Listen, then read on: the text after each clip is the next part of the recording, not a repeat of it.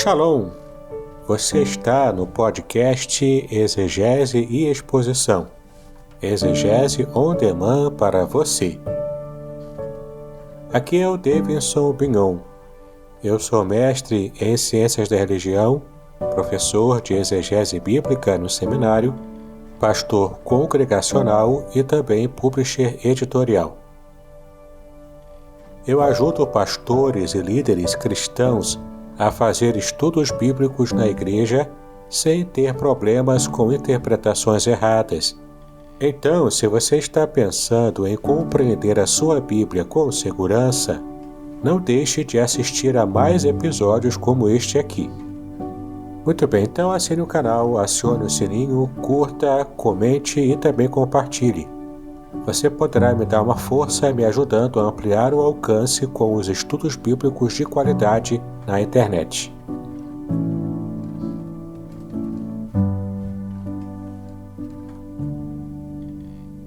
Muito bem, queridos. Bom dia. Vamos começar a nossa aula de hoje. Já estamos transmitindo pela internet. Você também que nos acompanha em casa. Que Deus te abençoe. Vamos falar hoje sobre a mensagem de Crônicas. Enquanto nossos irmãos estão entrando aqui na nossa igreja para a aula de hoje, a mensagem de Crônicas para hoje é o tema que vamos trabalhar. Eu já quero começar com os irmãos falando sobre o nome do livro, o que significa. O nome hebraico de Crônicas se fala assim, Divrei Hayamim, que significa acontecimento dos dias. Primeiro e segundo Crônicas formavam um só volume no original, dividido apenas por causa do tamanho do rolo, por motivos práticos de manuseio. No grego chama-se paralipômenon, ou as coisas omitidas. O nome Crônicas foi dado na Vulgata. Então é interessante porque com o primeiro e segundo Crônicas acontece o mesmo de primeiro e segundo Samuel e primeiro e segundo Reis. O original em hebraico é um livro só, mas como era feito em rolos, que se abria o rolo para poder ler, o rolo ficava muito grande, então eles cortavam no meio para poder ser mais prático para se manusear o rolo. Por causa disso, ficou dividido também primeiro e segundo Crônicas, assim como o primeiro Samuel e segundo Samuel, o primeiro Reis e segundo Reis, ok? Muito bem. A Vulgata Latina é aquela tradução clássica para o latim dos textos do Antigo e do Novo Testamento também. O autor é desconhecido de Crônicas. A tradição judaica atribui a Esdras, o autor do livro que também estudaremos, se Deus permitir, na próxima semana. Muito bem, então, provavelmente pode ter sido Esdras o autor dos livros de Crônicas. A data da escrita, logo após a volta do cativeiro, em 450 a.C. Tá bom? Muito bem. Então, temos aqui algumas informações bem básicas sobre o livro. O tempo da ação, como você vê na tela. Primeiro Crônicas faz uma rápida recapitulação genealógica e sumariza a morte da morte de Saul até a morte de Davi. Então, pega desde Adão, vai fazendo um sumário genealógico de várias gerações, de vários nomes que aparecem ali, e chega até a morte de Saul e também a morte de Davi, tá bom? Segundo Crônicas relata desde o reinado de Salomão até o retorno do cativeiro. Portanto, é uma abrangência histórica bem ampla e é feito de modo bem resumido. 2 versículos chaves. O de 1 Crônicas está no capítulo 29, versículo 26. Assim, Davi, filho de Jessé, reinou sobre todo Israel. Por que esse é o versículo-chave? Porque ele trata da vida de Davi. É o foco. E os versículos-chave de 2 Crônicas está no capítulo 7, versículo 14. Inclusive, recentemente fiz uma pregação sobre essa passagem, está inclusive no meu canal, que diz assim: e se o meu povo, que se chama pelo meu nome, se humilhar e orar e buscar a minha face, e se converter dos seus maus caminhos, então eu ouvirei dos céus, perdoarei os seus pecados e sararei a sua terra. Tá bom? Muito bem, então nós temos aqui esses versículos chaves de 1º e 2º Crônicas. Vamos ver agora os temas de cada livro. 1º Crônicas, você pode ver na tela aí. As coisas omitidas do reinado de Davi. Então, tudo aquilo que não foi dito sobre o reino de Davi, desde 2 Samuel até 1º e 2º Reis, nós temos aqui colocados em 1º Crônicas. E em 2º Crônicas, as coisas omitidas do reino de Judá. Então, 2º Crônicas se dedica apenas aos reis de Judá. Também tudo aquilo que não foi falado em 2º Reis. Ok? Muito bem. Então, temos aqui essas informações gerais. Conteúdo. Agora a gente vai começar a falar um pouco sobre o conteúdo desses livros. Em 1º Crônicas, Judá não era mais uma monarquia, mas um grupo de ex-exilados que viviam uma estagnação espiritual, trazendo complexos de inferioridade e também de abandono. As promessas de Deus, quando lembradas, não pareciam nada mais do que fantasias de algum velho esclerosado. É interessante a gente perceber o seguinte: tanto em 1º Crônicas quanto em 2º Crônicas, a ênfase desses detalhes omitidos nos livros anteriores é a ênfase do ponto de vista espiritual aplicado a esses reis. Então, nós não vamos ver aqui tanto uma informação política ou histórica, mas veremos aqui um apanhado até histórico, mas com foco do ponto de vista de Deus, do ponto de vista espiritual. Ou seja, tudo que é retratado ali está sendo colocado o foco espiritual. E aqui vem uma lição muito importante para a gente. Por quê? Porque nós vivemos em uma época em que a política está desassociada da religiosidade. É o valor da nossa sociedade ocidental. O povo, inclusive, diz, eu acho que eu já até falei isso aqui nas aulas anteriores. O povo até hoje diz, né, o Estado é laico. De fato, é laico por quê? Porque é um Estado que não é religioso. Estados religiosos, pelo menos do modo como acontece hoje em dia, tendem a ser ditaduras. Ditaduras até sanguinárias. Entendeu? Mas essa é uma característica dos povos hoje, especialmente no Ocidente, na história do Ocidente. Então você tem uma diferenciação que começou, inclusive, como o pastor Eduardo já disse, na Revolução Francesa, né? Com a sua semente lançada até mesmo na Reforma Protestante. Então temos um valor ocidental, e qual é esse valor? O Estado é diferente e a religião é diferente, não tem que se misturar as coisas. Mas na época bíblica não era assim. Na época da Bíblia, o fato é que Deus ingeria diretamente na história política, na história também tudo que envolvia justiça social, era também um fator religioso. E aqui vem uma pergunta importante. Ok, nossa sociedade fez diferenciação entre política e religião. Mas será que Deus não está interessado no que fazemos em termos políticos ainda hoje? Entendeu? Será que Deus não está nem aí para o tipo de decisão política que nós assumimos aqui no Brasil?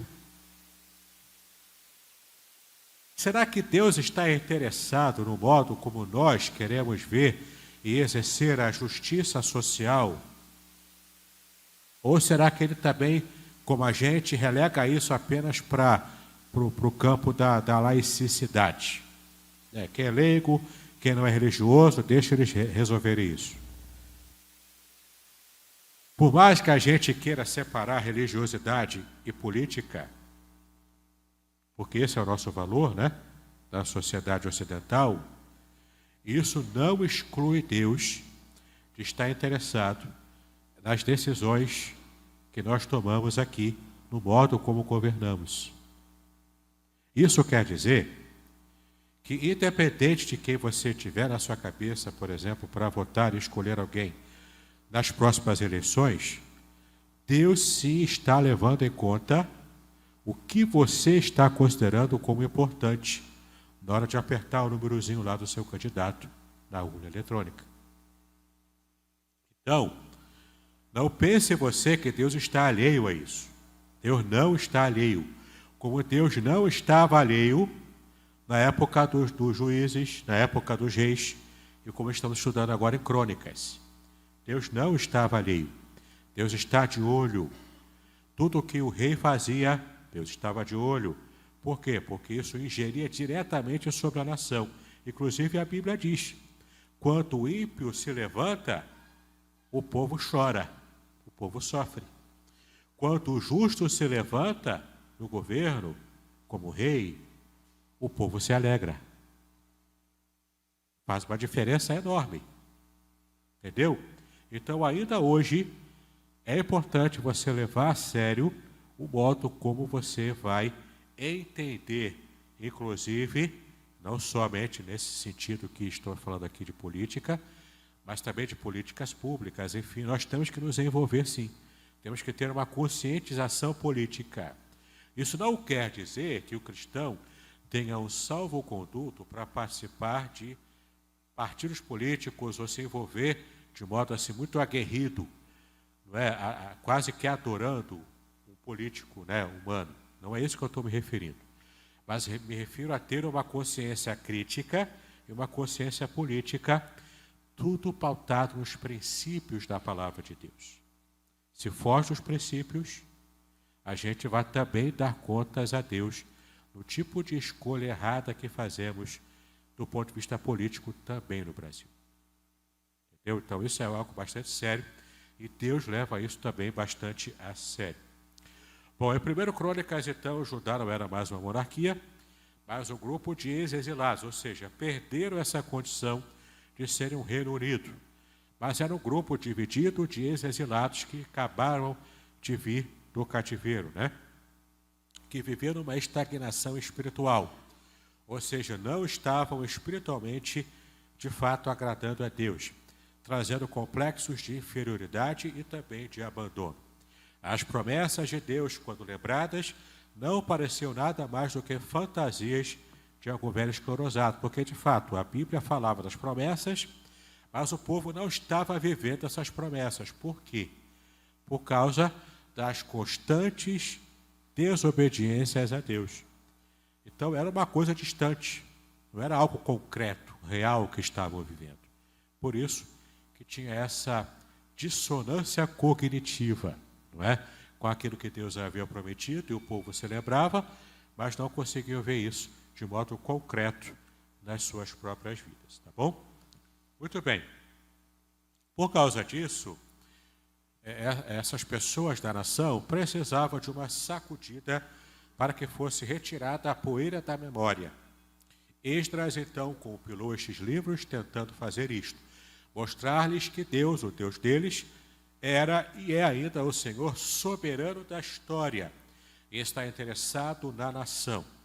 A adoração e obediência proporcionariam, então, a concretização dessas promessas que já estavam esquecidas, até mesmo por causa desse sabor amargo do cativeiro que eles estavam provando e ainda suportando. No próximo slide aí começa o livro por uma retrospectiva genealógica, provando que Deus escolheu, separou e guardou a linhagem levítica e messiânica. Começou, portanto, em Adão, passando por Noé, Sem, Abraão, Jacó, Judá, Davi, Salomão, Levi e etc. Então, é um apanhado genealógico.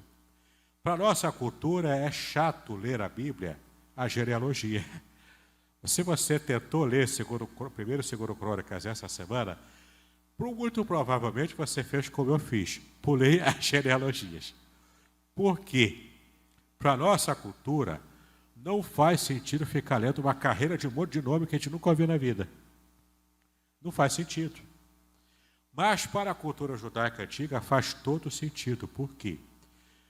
Na época o povo se identificava por saber qual é a linhagem de fulano ou beltrano. Essa era a forma do povo antigo, na época bíblica, construir a própria identidade, porque diferente da gente, no mundo ocidental, nós temos valor quando nos destacamos dos demais. A gente pensa assim, eu tenho que ser acima da média. Aliás, um cantor recente aí falou essa bobagem aí, que ele era acima da média. Enfim, né? Mas eu tenho que ser acima da média para eu me destacar, para eu ganhar mais dinheiro, para eu ser notado. E quando eu sou notado, eu fico famoso, eu fico rico, blá, blá, blá, e todo mundo fica lá beijando o chão onde eu piso. Esse é o valor da nossa sociedade, que é o contrário do que a Bíblia fala, de qual era o valor da época bíblica. O valor da época bíblica não era de um indivíduo se destacar entre os demais. Não era.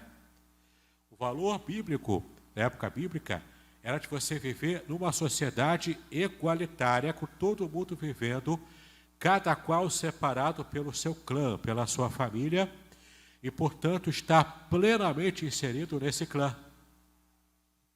Então, por isso que se falava em genealogia. Porque quando eu chegava lá, visitando um povo que não me conhece, ou até mesmo dentro do povo de Israel, mas uma outra família, um outro clã, eles querem saber quem eu sou. Como é que eles saberiam quem eu sou? Não é? Eu não tinha RG, não tinha CPF.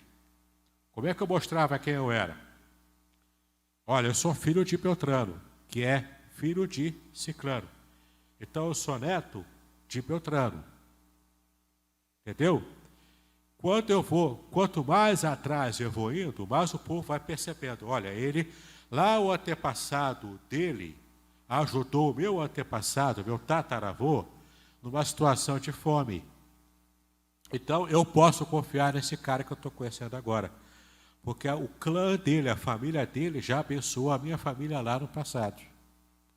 Era essa a ideia. Por isso que levava-se tão a sério a genealogia.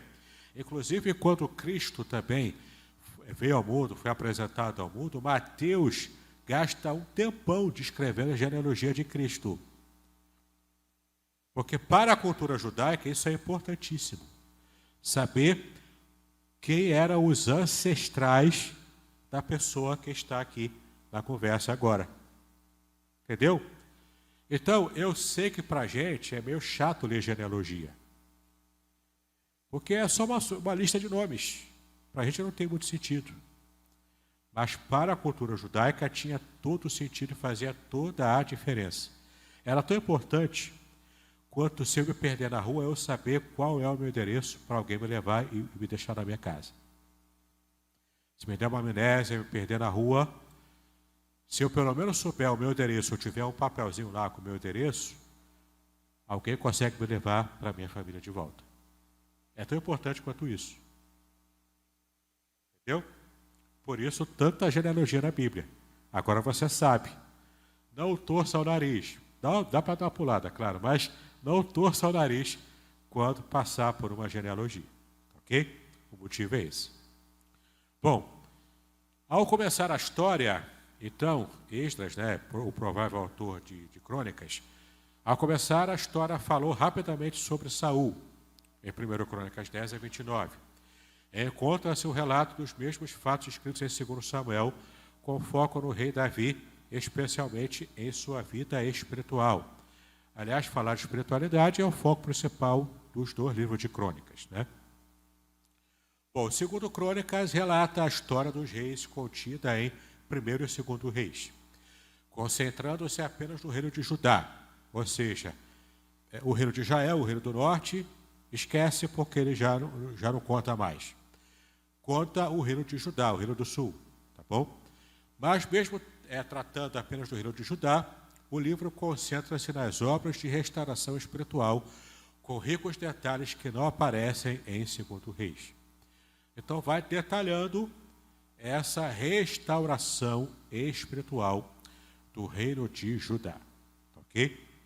Infelizmente, o mau exemplo do reino do norte, em termos de abandono de Deus, foi seguido pelo reino do sul também. Tentativas notórias de restauração espiritual foram feitas pelos reis Asa, Josafá, Joás, Ezequias e Josias. Então, os reis bons, os reis aprovados por Deus. Ok? Quando os profetas foram renegados, o cativeiro chegou a Judá. Então, sistematicamente, o reino do norte renegou os profetas, fez ouvido de mercador para as palavras deles, e o reino do norte foi completamente dizimado. O reino do sul também, Judá. Deus só foi fiel, só manteve a fidelidade para preservar Judá por causa da sua promessa feita a Davi. Ponto. Só por isso. Porque se não fosse isso, Judá também deixaria de existir. Apesar de ter alguns poucos reis que realmente se esforçaram para fazer a vontade de Deus. Tá? Bom, a princípio foram cercados em 605 a.C., perdendo a liberdade. A liberdade era coisa importante, né? Ainda hoje é algo muito importante. O segundo cerco babilônico foi em 597 a.C., até que em 586 a.C. foram levados para a Babilônia. Aí já era, né? Perdeu a liberdade, perdeu tudo. Lá permaneceram até o edito de libertação promulgado pelo rei persa Ciro, em 537, o qual recentemente havia invadido e dominado a Babilônia. Então, no mundo antigo era assim. O povo ia começando a crescer, tinha estratégia expansionista para aumentar o seu território, o seu reino, e então ele ia conquistando outros povos ao redor, e depois ia expandindo. Até que um dia ele fosse ficando tão grande, tão inchado, tão grande, que ele ia perdendo o controle sobre o seu território amplo. Não dá para controlar tudo. Então outro povo já ia crescendo, ia também expandindo o seu território e acabava conquistando esse território grande que estava imenso, que o rei antigo não conseguia mais controlar. Aí então esse novo reino sobrepujava o outro e ficava nessa troca, nessa dança das cadeiras. No mundo antigo era assim. Por isso era tão importante para as famílias terem muitos filhos homens, porque isso importava na hora de uma guerra como essa. Importava, fazia diferença. Entendeu? Aí o que acontece? Nós temos aqui o Império Babilônico expandindo. Depois do Império Assírio, ele conquista a Síria, e Babilônia agora era o grande domínio. Mandava em todo mundo, dominava tudo. Entendeu? Logo depois do Império Babilônico, ele grandão, inchadão lá, não tinha mais como manter um império tão grande como aquele, começou a crescer o Império Persa, Medo-Persa, com Ciro. Tá bom? Inclusive, lá na Bíblia, o profeta Isaías diz que Ciro é chamado por Deus como o meu ungido, o meu Messias. O Messias de Deus. Por quê? O ungido de Deus para quê? Para, com a sua visão de domínio, um pouco mais facilitadora dos povos conquistados, ele estaria, portanto, promulgando o edito, que a gente viu aqui no texto, libertando, portanto, o povo do cativeiro, deixando uma boa parte do povo de Israel voltar para Jerusalém, reconstruir a cidade e continuar adorando ao Deus de Israel. Coisa que Nabucodonosor não deixava. Tá bom? Então temos aqui em Ciro, Deus mesmo mexendo os pauzinhos ali, para depois de 70 anos cravado, ele então libertar o seu povo diretamente, tá bom? Como os profetas haviam falado mesmo, né? Lá permaneceram até o edito de libertação, promulgado pelo rei persa Ciro, o qual recentemente havia invadido e dominado a Babilônia. Cumpre-se então a profecia de Jeremias, em Jeremias capítulo 25, versículo 11, E no início do ano de 536 a.C., eles voltam à Palestina, portanto, terminando o cativeiro babilônico. Ok? Você vai ver aí a divisão dos livros. Primeiro Crônicas apenas em duas partes, que ele é dividido. As genealogias, do capítulo 1 até o 9, que eu já expliquei aqui o porquê se dava tanta importância à genealogia. E depois a segunda parte, de 10 a 29, que é a maior parte, sobre a história de Davi. Segundo Crônicas é dividido em 3 grandes blocos. O primeiro, a história de Salomão, de 1 a 9, do rei de Judá, de 10 a 35, e por fim a história do cativeiro, no capítulo 36. Tá bom? Essas são as divisões, portanto, para você ter na mente o panorama geral, né, do que se trata desses 2 livros. Esboço. O esboço, então, de cada livro. Primeiro Crônicas. Você vê aí na tela. Capítulo 1, descendentes de Adão, Noé, Sem, Abraão, Ismael e Isaac. Capítulo 2, descendentes de Jacó e Judá. 3, descendentes de Davi e Salomão. De 4 a 8, descendentes de outros filhos de Jacó. 9, habitantes de Jerusalém depois do cativeiro. Então aqui termina essa parte de descendência, genealogia, para demonstrar quem é que estava no cativeiro. Esse era o objetivo. 9, habitantes de Jerusalém depois do cativeiro. Capítulo 10, morte de Saul. Capítulo 11, início do reinado de Davi. 12, os exércitos de Davi. 13 a 16, Davi, a arca e o culto. 17, aliança do Senhor com Davi. 18 a 20, vitórias de Davi. 21, o pecado do censo, já no final da vida de Davi. 22 a 27, a preparação para a construção do templo. E temos aqui, então, uma parte especial sobre a liturgia que se faria no templo. 28 e 29, Davi aponta a Salomão como seu sucessor. Tá bom? Então, você vê aqui de modo bem rápido o que se passa capítulo a capítulo aqui, nesse esboço de 1 Crônicas. Próximo slide, 2 Crônicas. Capítulo 1, Salomão pede sabedoria a Deus. Começa bem. 2, Salomão se prepara para edificar o templo. De 3 a 7, Salomão e o templo. 8, outras atividades de Salomão. 9, Salomão e a rainha de Sabá. 10, a divisão do reino. 11 a 12, o reinado de Roboão, filho de Salomão. 13, o reinado de Abias. Próximo slide. 14 a 16, o reinado de Asa. 17 a 20, o reinado de Josafá. 21, o reinado de Jeorão. 22, o reinado de Acasias, Jeú e Atalia. 23 a 24, Joás. 25, o reinado de Amazias. 26, o reinado de Uzias. Esse Uzias aqui era primo do profeta Isaías. Capítulo 27, o reinado de Jotão. 28, o reinado de Acás. 29 a 32, o reinado de Ezequias. 33, o reinado de Manassés e Amon. 34 e 35, o reinado de Josias.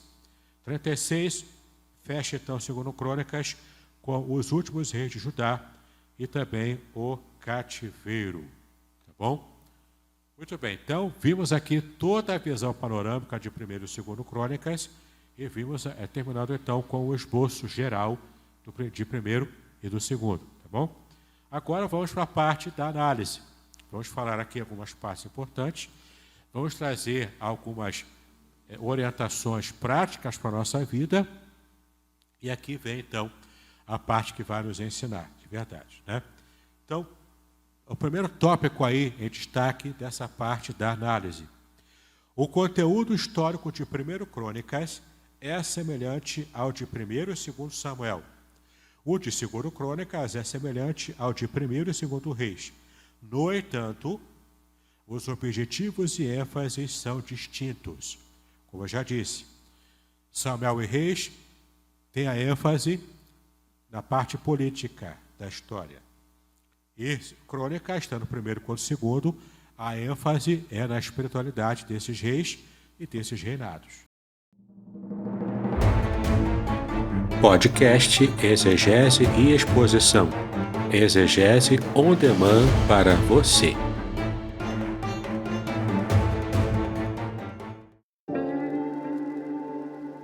Shalom! Aqui é o Davidson Pignon. Eu ajudo pastores e líderes cristãos a fazer estudos bíblicos na igreja sem ter problemas com interpretações bíblicas erradas. Então, se você está pensando em compreender a sua Bíblia com segurança, não deixe de assistir a mais conteúdos como este aqui neste canal.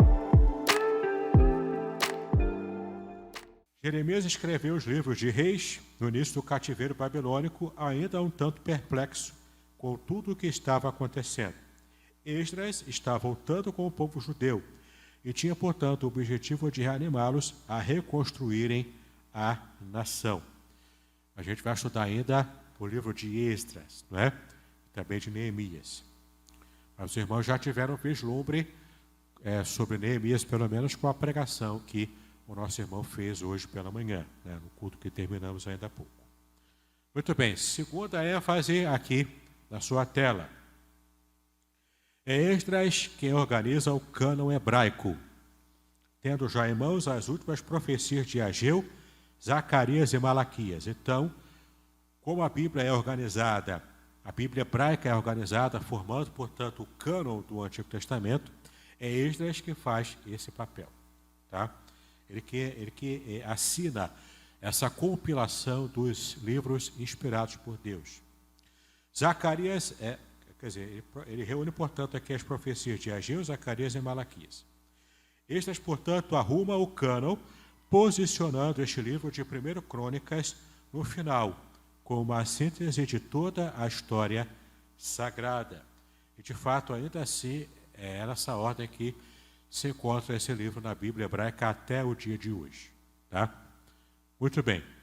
Terceiro destaque da análise. Na genealogia de 1 Crônicas de 1 a 9, que é aquela que vai desde Adão, né, até chegar no limiar ali do reinado de Davi, Esdras deu importância especial à genealogia de Davi e Judá, ênfase ao trono, e a genealogia de Levi e Arão, ênfase ao sacerdócio. Então, quando fala no ofício de rei, que era aplicado a Davi, ele, portanto, dá ênfase ao trono na sua genealogia. E quando fala da parte do sacerdócio, é a tribo de Levi, ele, portanto, dá essa ênfase também com Levi e Arão. Ok? Quarto destaque na análise. Por causa da mudança de fontes usadas por Esdras, encontramos algumas diferenças nos nomes e nos números dos relatos comparados com Samuel e Reis. Aqui vem aquela grande questão que os críticos da fé acabam levantando, e se você não estudar, não souber o que responder, você vai ficar, como diz um amigo meu, mastigando mingau, né? Não vai conseguir responder, vai se atrapalhar tudo. Ah, mas a Bíblia tem discrepâncias, a Bíblia fala uma coisa em 1 Reis e lá em Crônicas fala outra coisa. Então a Bíblia está cheia de contradições. Espera lá, cara pálida. Aprenda a responder a um questionamento bastante simplório como esse. Primeiro, as fontes de pesquisa de quem escreveu 1 Reis e de quem escreveu Crônicas eram diferentes. Crônicas foi escrito no final do cativeiro. 1º e 2º Reis foram escritos antes do cativeiro. Então tem diferença de abordagem, de fontes de pesquisa. Tem diferença também do objetivo nos quais esses livros foram escritos. Essa é uma resposta semelhante que você dá quando algum desavisado também vai te criticar. Por que existem 4 evangelhos se um só daria conta do recado? Não, cara pálida, também não. Por que existem 4 tipos de evangelho? Porque cada evangelho tem uma ênfase diferente, tem um objetivo diferente, tem um público-alvo diferente. A história é a mesma. Mas o modo de relatar a mesma história é diferente. Isso traz a riqueza de detalhes que nós vemos nos evangelhos e vemos também em Reis, Samuel, Reis e Crônicas agora. Um completando o outro. Porque a nossa mentalidade ocidental também nos leva a errar. Como assim?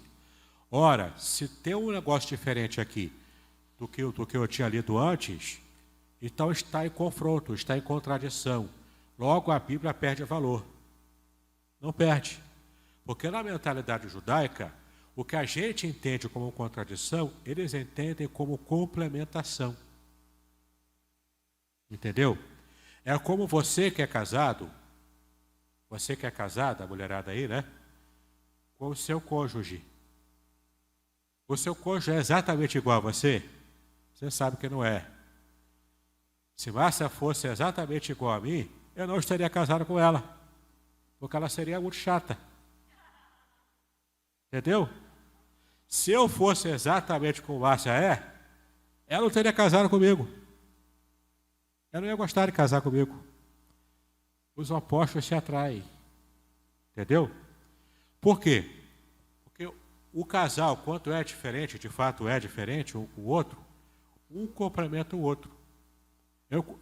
A minha sobremesa que eu gosto é morango. Ela gosta de chocolate. Entendeu? Ela complementa. Lá em casa tem que ter morango e chocolate, porque morango para mim é chocolate para ela. Percebeu? Então, a gente se complementa. Na mentalidade judaica é assim. Não é uma contradição, então vamos jogar fora tudo. Vamos fazer como fizeram recentemente aí no vídeo lá nos Estados Unidos.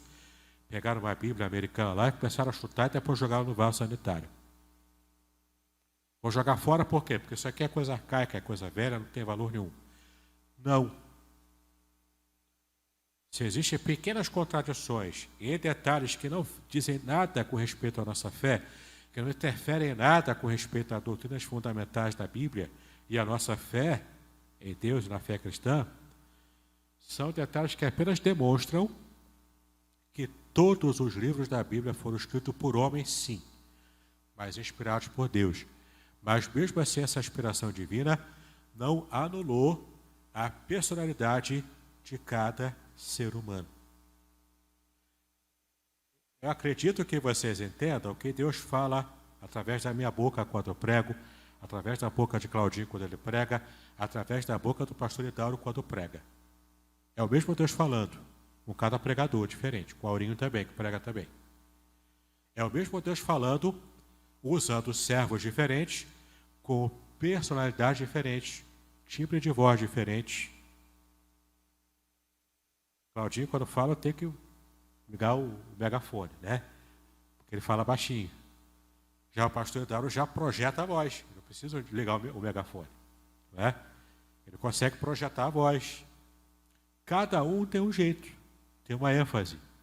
Tem pregador que coloca humor na pregação, tem outro que não coloca, não é? Por que eu estou falando isso? É o mesmo Deus falando, mas usando cada servo seu com características especiais, pessoais. Deus não anula, Deus não está anulando as características pessoais de cada escritor da Bíblia. Pelo contrário, ele está potencializando essas características, não permitindo que haja erros. Aí que atua a inspiração, usando a qualidade de cada um, mas vigiando para que não houvesse erros e que registrasse realmente o que Deus queria que se registrasse. Esse é o sentido de inspiração bíblica. É o que na teologia a gente chama de inspiração. Anota aí, seminarista. Inspiração verbal plenária. Entendeu? Vigiando para que não houvesse erros na hora de se registrar o texto da Bíblia. Ok? Muito bem. Então, por causa dessa abundância de fontes usadas por Esdras, encontramos algumas diferenças nos nomes e nos números de relatos comparados com Samuel e Reis. Faz diferença saber se o número que Crônicas falou é diferente do de Reis? Só para tema de curiosidade. Só. Vai alterar alguma doutrina básica da minha fé? Não. Vai validar a Bíblia inteira por causa dessa discrepânciazinha? Não. Também não vai. Entendeu? Então, se alguém perturbar você, a Bíblia está cheia de erro, aqui, ó, o número está diferente aqui, né? O nome do fulano está diferente aqui, o número está diferente. Não era uma multidão de 100, era uma multidão de 50. Não faz diferença, meu irmão. Não invalida a revelação bíblica. Só demonstra que foram pessoas diferentes, com ênfase diferentes, e que realmente foram usados por Deus para escrever o que está aqui na palavra de Deus. Entendeu? Não vai alterar nada no que diz respeito às doutrinas fundamentais, pequenas discrepânciazinhas do que aparece no texto bíblico. Até porque o texto mesmo original, escrito lá de punho de cada autor da Bíblia, seja no Antigo, seja no Novo Testamento, nenhum deles se tem. O que nós tivemos para poder formar a Bíblia é cópia da cópia da cópia da cópia da cópia. Tudo feito à mão. Não existia nem xerox, que dirá impressora na época. Era tudo feito à mão. A inspiração divina chegou para os originais, não necessariamente para as cópias. Por isso que você encontra alguns errinhos nas cópias, não nos originais. Percebeu? Muito bem. Seguindo a vida aqui, deixa eu reativar aqui a minha tela. Seguindo aqui a nossa vida. Número 5. A morte de Uzá. Em 1 Crônicas 13, né? Traz perplexidade quanto à gravidade do seu castigo. Pode-se entendê-la melhor se for lembrado o quê? Primeiro, aqui é com respeito à Arca da Aliança, né? A arca significava a própria presença de Deus. Era símbolo. Não é que Deus estava concentrado na arca, não. Isso é uma ideia pagã, tá? Deus não está concentrado lá numa arca. Não, era um símbolo. Então, de modo simbólico, transportar a arca era como se estivesse transportando Deus. Simbólico, tá ok? Então, a arca significava a própria presença de Deus e deveria ser transportada por meio de varas e argolas, e não podendo ser tocada por mãos humanas. Aqui, usar aqui, de modo indevido, tocou na arca e não tiver nenhuma preocupação no modo correto de se transportar a Arca da Aliança. E olha só, Deus levava isso a sério. Deus levava isso a sério. Não era para fazer o que Deus queria que se fizesse de qualquer maneira. Se você quer servir a Deus e agradar a Deus com o seu serviço a Ele, você tem que fazer do modo que Ele quer ser adorado, não do modo como você quer adorá-lo. Não sou eu que escolho o modo como Deus vai ficar feliz com a minha adoração. Não, a ênfase não está na minha vontade, não. A ênfase está na vontade de Deus, no modo como Ele disse que quer ser adorado. Entendeu? Veja aqui outra coisa importante também, como está aqui no próximo slide, na próxima tela. Uzá era descendente de Abinadab, em cuja casa a arca permaneceu por 78 anos. E sobre ela, certamente, ele conhecia todas as leis divinas. Ou seja, já era conhecido para Uzá por estar na sua família durante todo esse tempo, é mais tempo do que eu tenho de vida, lógico, né? Estava lá com eles já deviam saber, tinham que levar a sério o cuidado da arca. E não levaram a sério. Levou de qualquer maneira. Por isso que Deus fulminou Uzá, no momento em que ele tocou aqui na Arca da Aliança. Veja aqui ainda, letra C. A arca estava sendo transportada com negligência e sem obediência às várias prescrições de Números 4 que aparecem lá na lei. Era para obedecer, não é para levar de qualquer maneira. Tem que obedecer o modo como Deus queria que a arca fosse transportada.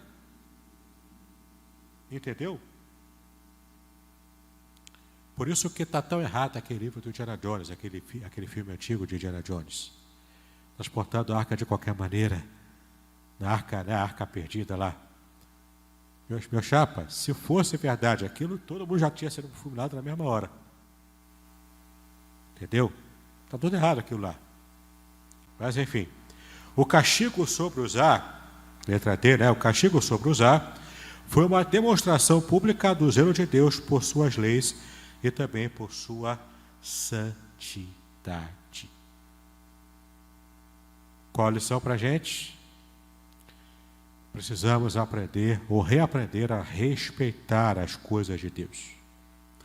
Tanto objetos que fazem parte do nosso culto a Ele, o próprio templo, as cadeiras, o microfone, púlpito, levar com responsabilidade, lidar com tudo com responsabilidade, o instrumento que está sendo tocado, tudo.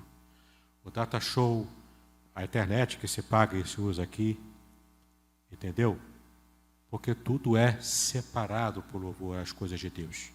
Eu não posso, por exemplo, pegar aqui o violão que é usado, o teclado que é usado para tocar aqui no culto e levar para casa sem avisar ninguém, para tocar, usar o mesmo teclado para tocar no pagodinho lá da minha rua.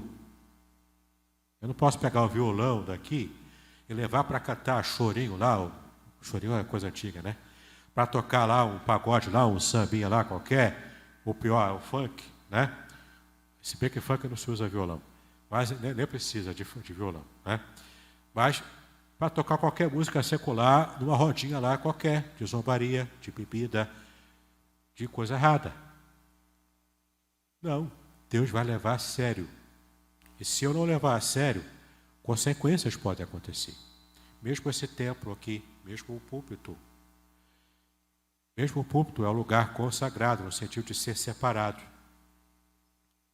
Eu não posso pegar esse púlpito aqui e tratar ele de qualquer maneira. Por exemplo, eu dei aula durante algum tempo no seminário. O seminário da... Qual a denominação? Esqueci agora. Da casa do Custódio Rangel, me fugiu agora a mente. Mas eu dei aula nesse seminário. Aí um aluno gostou tanto das minhas aulas que ele me deu de presente um púlpito feito por ele, de madeira. Todo trabalhado, bonito. Só existe esse púlpito no mundo. Porque ele fez sob medida para mim. Botou meu nome, inclusive, ali. Mas eu não tenho ponto de pregação. Eu não sou missionário, eu não estou num cantão desse do Brasil para poder pregar. Eu não tenho igreja. Então, o que aconteceu? Eu coloquei esse púlpito lá na minha casa dos meus pais, quando eu era solteiro, que ele me deu isso. Ficou lá guardado, sem usar. Eu não vou usar como armário para guardar, sei lá, roupa. Não vou fazer isso. Ele não foi feito para isso. Ficou lá guardado. Quando eu passei para essa igreja, eu me lembrei do púlpito. E percebi que lá na congregação de Neves, com o pastor Tércios, o púlpito era improvisado. Opa, chegou o momento de eu colocar esse púlpito agora para exercer a sua função para a qual ele foi feito.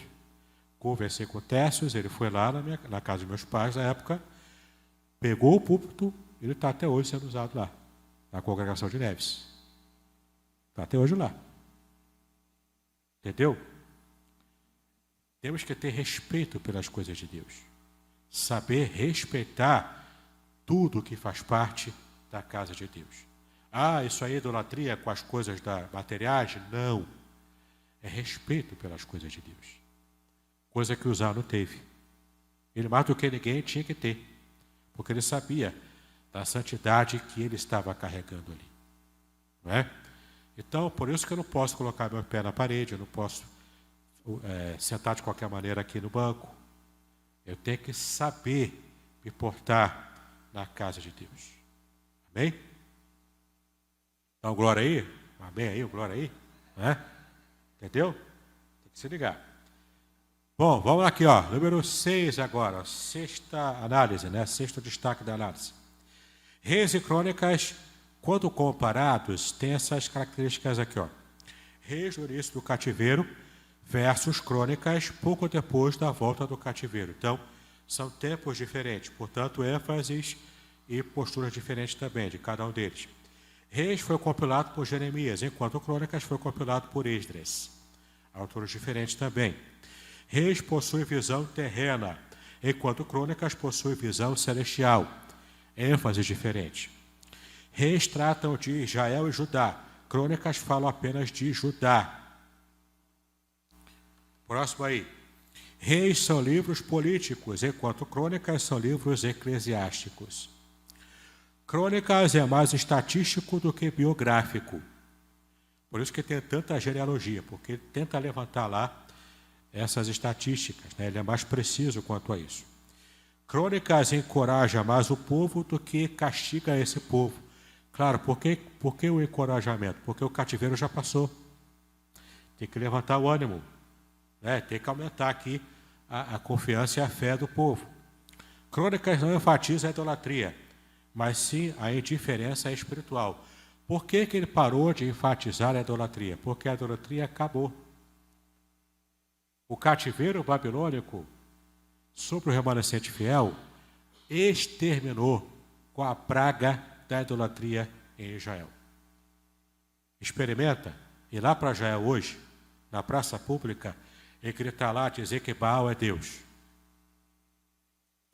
Não se faz isso. Até hoje o povo não se mete mais com idolatria. Essa lição foi aprendida. A vacina contra o vírus da idolatria foi o cativeiro babilônico. Agora o povo está imune a isso. Entendeu? Por isso que Deus mandou o cativeiro. Foi pesado. Pesou no povo, amassou o povo. Mas dessa massa, Deus fez um pão saboroso para Ele próprio, para a glória dele. Entendeu? O cativeiro acabou com a praga da idolatria sobre Israel. O sétimo aí, Deus foi o arquiteto do templo construído por Salomão, o qual seguiu o mesmo modelo do tabernáculo em dimensões dobradas. Ou seja, Deus é que deu as dimensões para se fazer o templo, assim como ele antes havia dado a Moisés as dimensões para fazer o tabernáculo. O templo é a mesma coisa que o tabernáculo, só que em dimensões dobradas, ou seja, 2 vezes maior. Mas era a mesma estrutura do tabernáculo. Muito mais suntuoso, muito mais bonito, muito maior. E, de fato, Deus é que quis que fosse desse jeito. Entendeu? Tudo na Bíblia é assim. Como é que Deus dava o sinal da sua aprovação de um sacrifício? Ele que mandava o fogo do céu. Como é que Deus mostrava que aprovava o que havia feito? Quando ele estava interessado em mandar todas as dimensões, exatamente tipo por tintim do que era para fazer. Até com a arca de Noé, Deus fez assim. Metro por metro, centímetro a centímetro. Deus é que mandou fazer como ele queria que fizesse. Demonstração de o quanto Deus está interessado no que estava acontecendo aqui, no modo como ele quer ser adorado. É sempre assim, meu irmão, minha irmã. É Deus é que determina o modo como temos que cultuar a Ele, não a gente usar a nossa própria preferência pessoal para inventar o culto que eu achar que eu devo inventar. Agora está chato o culto, eu vou agora pintar a igreja de preto fluorescente. Está muito chato, vou agora ligar aqui a fumacinha aqui para ficar tudo cheio de luzes aqui piscando e a fumaça de gelo seco. Ninguém se preocupa em perguntar se Deus está se agradando ou não desse tipo de novidade. Percebeu? Como ninguém perguntou, também, na época que nós trouxemos tantos instrumentos diferentes para a igreja, se na época era para fazer isso, mesmo o nosso estilo de culto, que é mais copiado dos padrões, primeiro europeu e depois americano. Né? A gente precisa saber se de fato o nosso estilo de cultuar a Deus está sendo agradável a Ele. É isso que importa. Minha vontade, minha opinião, nesse tipo de assunto, não faz diferença. O que faz diferença é eu saber se Deus está se agradando ou não do modo como eu estou adorando a Ele. Entendeu? Samuel, Reis e Crônicas ensinam para a gente essa importante lição. Ok? 8 aí. Segundo Crônicas 26 a 32 são o pano de fundo histórico de Isaías, assim como segundo Crônicas 34 a 36 o são de Jeremias. Então, quando você for ler Isaías e Jeremias, entenda que esses capítulos aqui de Crônicas precisam ser lidos para que você entenda o pano de fundo histórico desses livros, tá bom? Para fecharmos então nosso último tópico, será que aparece Jesus em crônicas? Em termos tipológicos, sim, né? A mesma tipologia de 1º e 2º Samuel é aplicada a Davi como rei, que aponta para Cristo. Então, 2º Crônicas, como é uma retomada de Samuel e Reis, especialmente Reis, né? Então, tudo que converge ali, apontando para Cristo na vida do rei Davi, também acontece aqui a mesma abordagem aqui em Crônicas, tá ok? Fechando aí então a Bíblia Sagrada, que nós usamos, e também o livro de Ângelo Gagliardi Júnior, que são os livros da nossa bibliografia. Muito bem, para a gente fechar aqui, perguntas. O nosso Roque vai chegar até você com o microfone. Vai lá, Roque, né? Quem quiser perguntar, fazer um comentário, falar, levanta a mão, o Roque vai chegar até aí. Levante a mão se tiver dúvida. Aqui, ó, Dalvinho aqui, ó.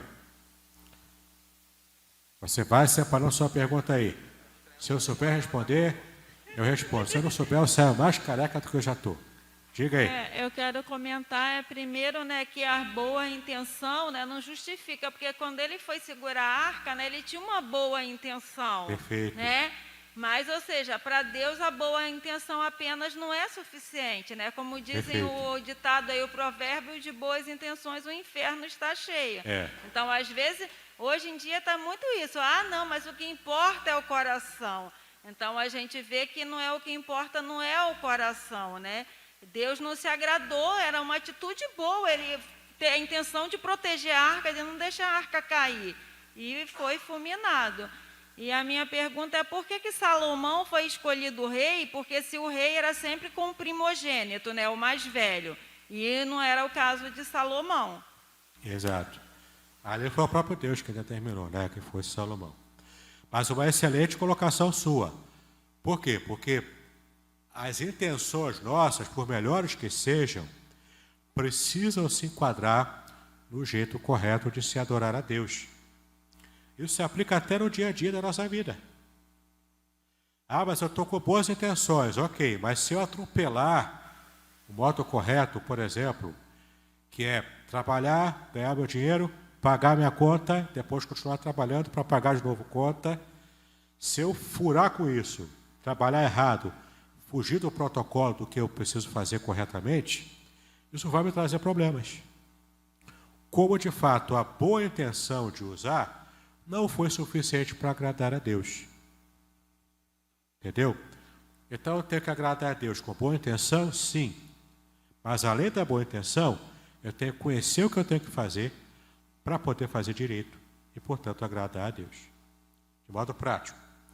Posso cantar de qualquer maneira na igreja para poder louvar a Deus? Não. Como é que eu posso querer participar do ministério de louvor se eu canto desafinado? Ah, para Deus tanto faz. Deus aceita de qualquer maneira. Não, não aceita. Eu posso cantar para Deus desafinado, no meu cantinho aqui, junto com a igreja toda? Posso. Agora, querer ser ministro de louvor, se eu não sei cantar, não, eu não posso fazer isso. Eu tenho que ter semacol. Entendeu? Eu posso querer pregar, se eu tenho preguiça de estudar a Bíblia e de preparar um sermão? Não, não posso. Eu posso querer dar uma aula de escola dominical aqui, se eu não li 1º e 2º Crônicas inteiro durante a semana? Não, não posso. Porque eu estou sendo negligente. Eu me preparei para fazer o serviço a Deus.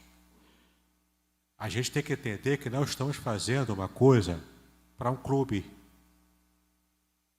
Para um clube social, né? Não é o biscoito, é o clube, né? Eu não estou trabalhando para agradar qualquer um.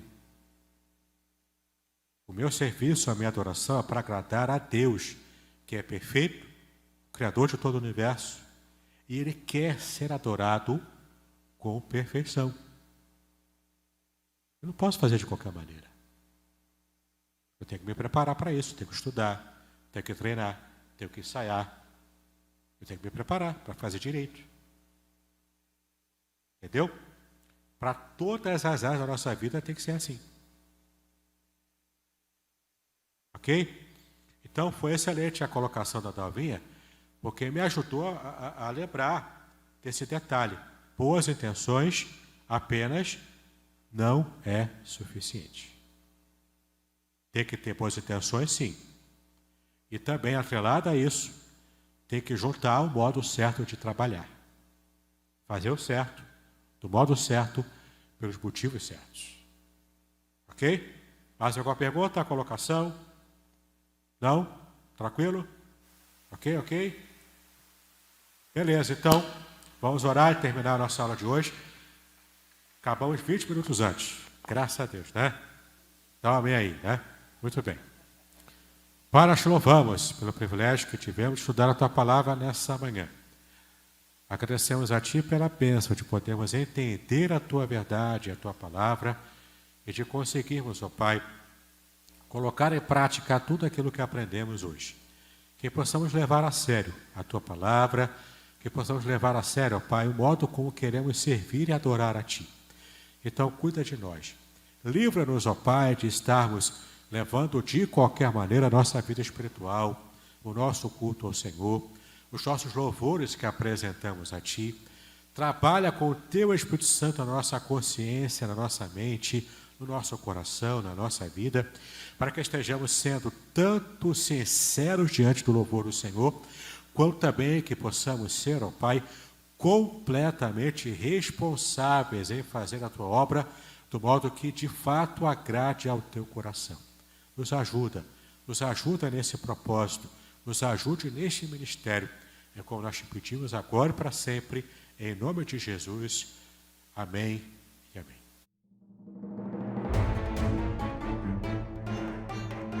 Muito bem, agora o que eu gostaria de ver é a sua participação. Entre em contato comigo, compartilhe a sua experiência comigo e quem sabe até se você enviar em formato de áudio, eu possa aproveitar a sua experiência para apresentar no próximo episódio do podcast Exegese e Exposição.